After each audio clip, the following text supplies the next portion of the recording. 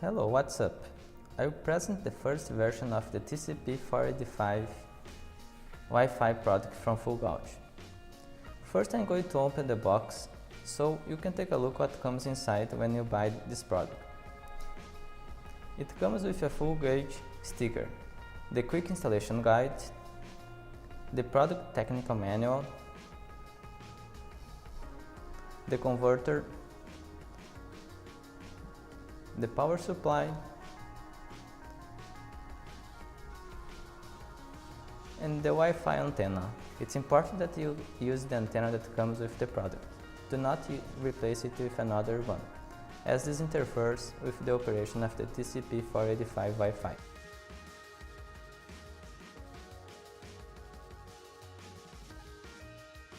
Now we are going to assemble and set up the converter. First we are going to install the antenna, turning it until the end. We plug the power supply into the product and then into the electric power. TCP-485 Wi-Fi will turn on all LEDs. Then the power LED will remain red and the status LED will flash green, which indicates that it's searching for signal. As soon as it changes to yellow, you must use your cell phone to set up.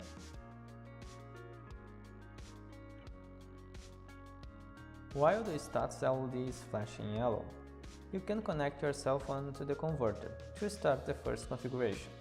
But before connecting it, we will disable the mobile data of your cell phone.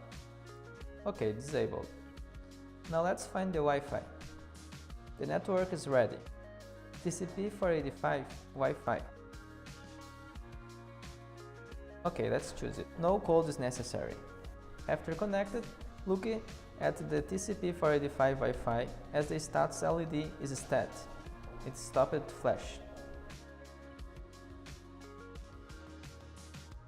Let's open the internet browser. Enter the configuration address that is here in the back of the product.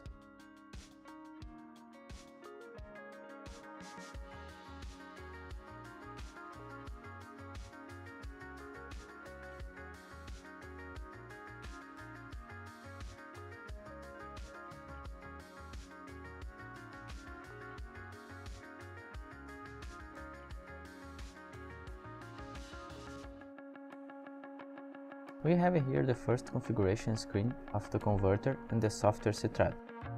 The name is the same as it will appear in the Sitrad, and its passwords that you choose. It's important that you do not use special characters or the space key. It only accepts letter and numbers. TCP port is by standard 4000. The time limit for connection indicates how many seconds the converter takes to start to search for a new connection when it has a lack of power or some difficulty. Set up according to your need and click Apply. On the next screen, click on Submit. Here you might have to wait a few seconds.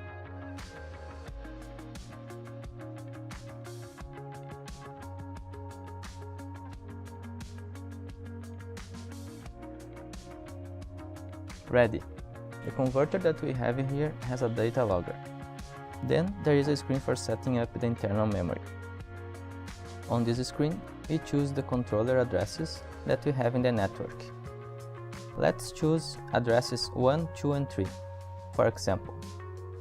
The converter saves a log in these addresses if there is some communication failure with Sitrad. There is a list with all addresses, from 1 to 247, and you can choose up to a maximum of 32. At the end of the screen, you can change the interval to store the data logger data.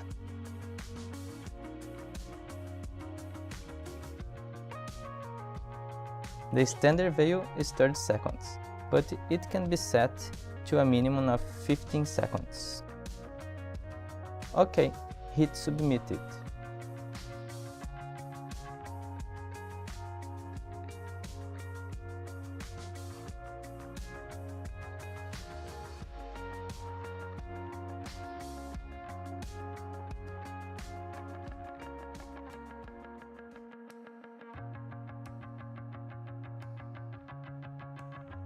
The last screen is to set up the converter connection with your Wi-Fi internet network.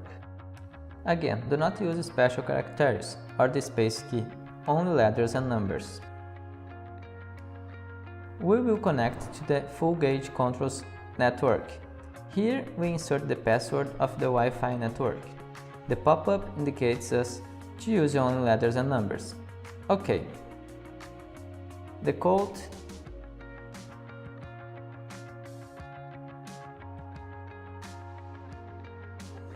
and hit OK again.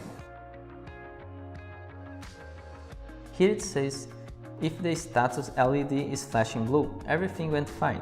If it is flashing red, it is necessary to restore the TCP-485 Wi-Fi and set up it again. OK, we hope the LED will change color now.